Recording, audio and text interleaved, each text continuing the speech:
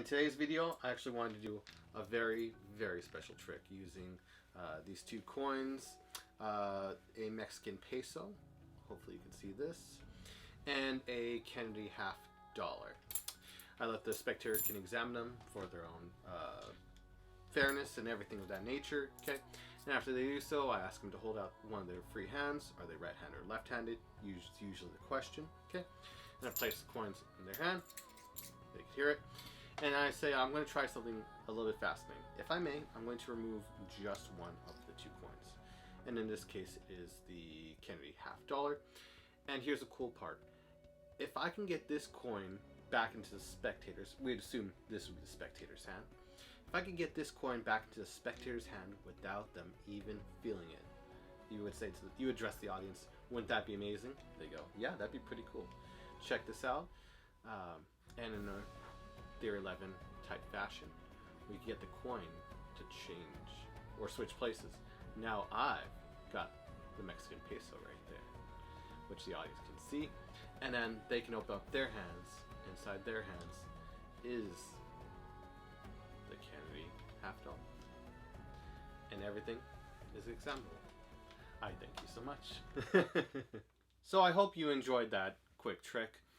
This is, again, well, I kind of said it in the performance, but this is directly inspired by the Theory 11 copper silver change trick and gaff and stuff of that nature. Well, not going to go into the actual gaff or anything of that nature. I respect their work, love the trick, and it got some very visual reactions. And throughout the years, I was always contemplating, if I can do that, but without a gaff, and get the same idea and I was to try to get the same reactions and stuff, but without the gaff, how would I go about doing that? And so for several years, I've come up with different ideas, but this has to be one of my favorites. And I will list, hopefully I've listed the trick in the bottom left corner, the original name of it, so you guys can check it out, or guys or gals or whoever can check it out, because it's a great effect. And this is just my modern take on it. So we can have, as long as coins are similar in size, I'm just using this because of time crunch, but you would want a Kennedy $half or Walking Liberty $half, whichever, and you'd want a coin of a very similar size. Though I can make a Mexican peso work in a pinch with my presentation and how I would control the routine. Normally I would say the best one would be either I'd say maybe using the $half Chinese coins, but really it's the British penny. Those British pennies work perfectly. You can't even tell difference, and that's what most magicians use. So normally British penny and $half, you're set. And then there is the one small addition, is a second Kennedy $half, or whichever is a duplicate of this. Doesn't have to be the exact same year. No one notices. That's a very small discrepancy. But you do need to, and for the sake of just making it clear for instruction purposes, I'll just do this with the Mexican peso. So we got this situation. So how we begin, we have, if you have all three coins in your pocket, you can sandwich the Mexican peso in between these two, and if you can secure it in a way that it doesn't roam around, you can go inside your pocket and you can actually feel the difference in size if you want. And again, you wouldn't want to do a Mexican peso unless it's within a pinch, because of the size difference. People might feel it or have some idea of it. So if it's in your pocket, one idea you can do is you can just finger palm it as you bring out the other two coins, and then you've got those two with the Kennedy $half finger palmed. Another idea is you could just have it finger palmed already and just have these coins out or to the side, and then you bring them into view and you're all set up. You can hand out the coins for examination. I try to be very casual and do open gestures. I'm doing this gesture that Eric Jones, it's like an open palm display type of thing. Makes it seem very fair, yet you're hiding the coin right here, just knowing how much to tilt up. In the performance, I believe I didn't flash at all, or I kept the displays brief, so it just seemed natural, and you got to see most of the hand, so it seemed very above board when we doing that. And so they're examining those. And they're all good, and I'm just chatting with spectators. And you have most of your hand length, and if anyone questions it, then you can just bring your hands together. If anyone really questions this hand, which shouldn't, unless you're adding lots of tension to it, shouldn't make sense anyone would question it. one gesture you can do is you can, from the finger palm, you can slowly curl the fingers on up and transfer the coin from finger palm to classic palm. As you open gesture, you can show your fingers and hands like that. Maybe do a hand washing, show your hands like this, another open palm gesture. And so you can show the hands seemingly empty, even though it's being concealed right here. And eventually you do another open palm and get it back to place. I'm doing this with my left hand. If you're right-handed, you can do it with your right hand. But because it's a mirror, I think right-handers should feel right at home with this. So we've got the coins right here. We picked them up. And we've got the finger palmed coin right here. Okay.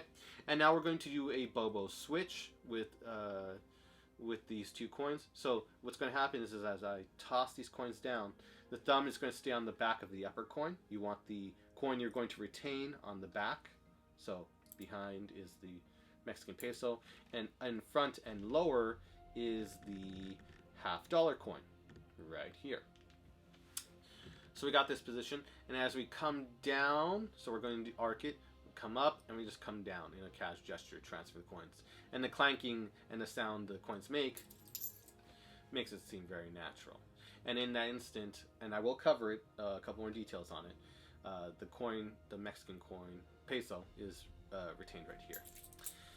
And I am not being crude in any way against Mexicans, as I am Mexican myself. Ooh la la. Yeah, you didn't think that, did you? Anyways, so we've got these two coins. We do it again. I'll do it slow motion from the side, so I can hopefully make it everyone to see this. Okay, we have the coins right here, and as we come down in a downward gesture, we drop this coin that's in the front of the Mexican peso. Thumb is retaining its hold on the Mexican peso, but the candy $50 drops in the hand. At the same time, the finger palmed coin also drops with it. And there's cover from the front, dropping the coins. No one can see it. But then everyone's like, okay, but what about the Mexican peso? You're flashing it. In the downward motion, the larger action of the hands going down, downward motion covers the fact, and the clanking covers the fact of the smaller motion of what's going to happen with this Mexican peso, which it is used by the thumb and the finger slowly transfers. So we use it with the thumb from here, and we move and move and move it out of sight, and then eventually into finger palm. Where the $50 was, we then put it there. So I'm going to do it a couple times in slow motion. From the front, okay, Mexican peso in the back. On upper, in the front lower is the $50. Up, down, let the $50 of the two fall, and then from the finger palm we let the coin drop. The Mexican peso is either out of view, or we can then move it out of view using our thumb, and we eventually move to finger palm while we're relaxing. So it moves while we're relaxing, and then that's how I get there. So one last time.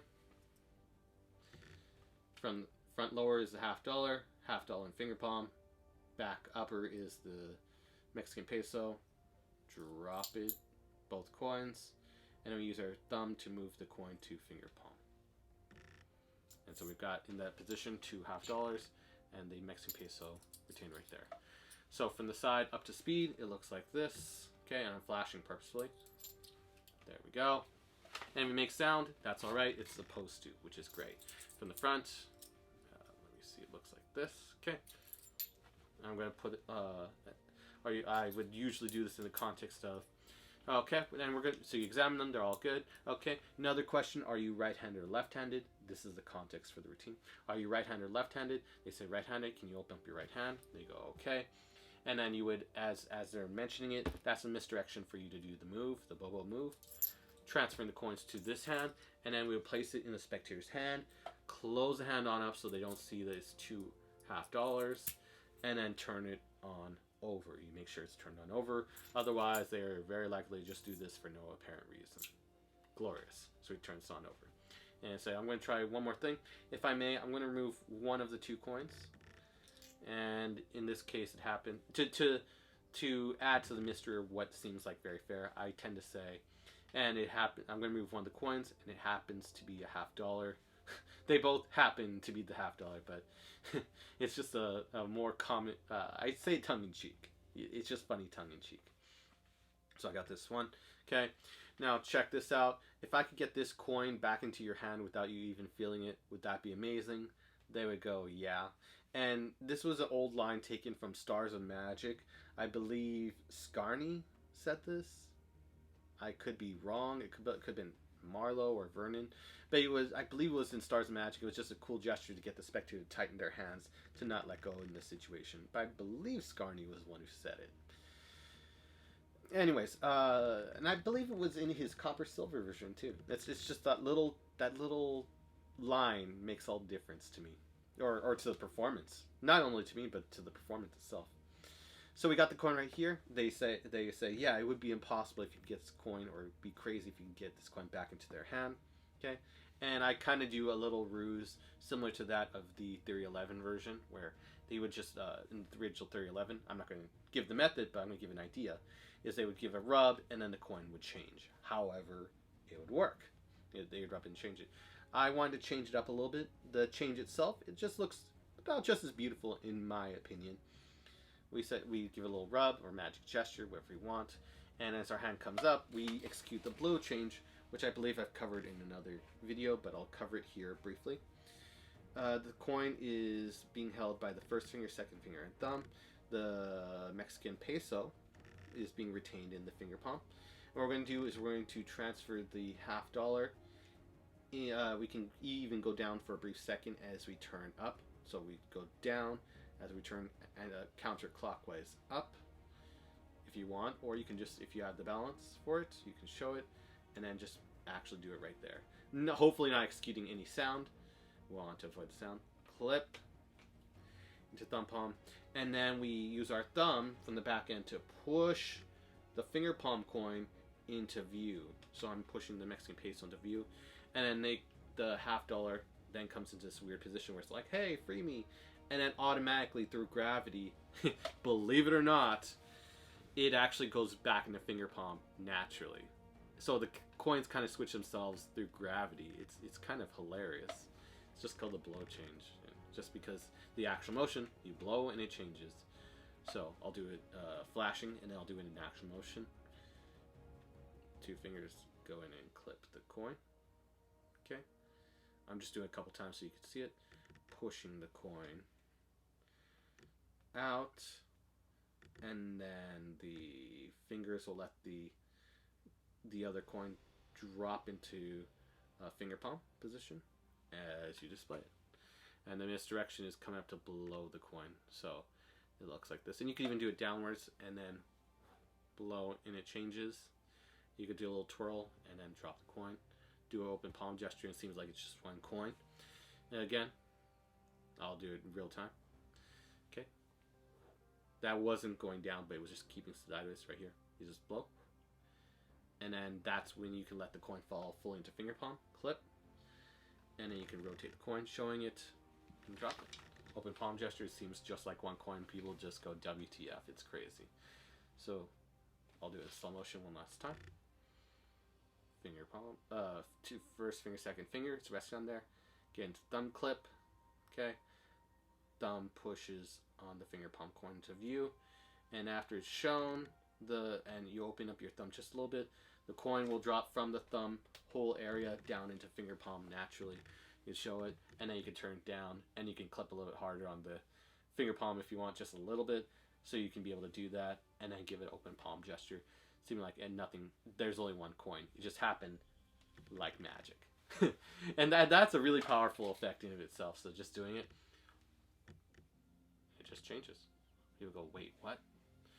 I can do this very, very slowly for you. Believe it or not, we can get this coin to change.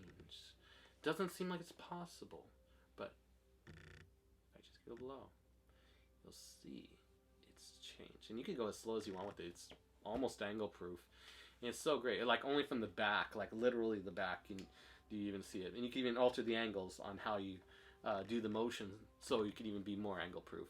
It's just great. You do that, then they open up their hand, and then they see the other coin. They've swapped. People are going WTF, which is great.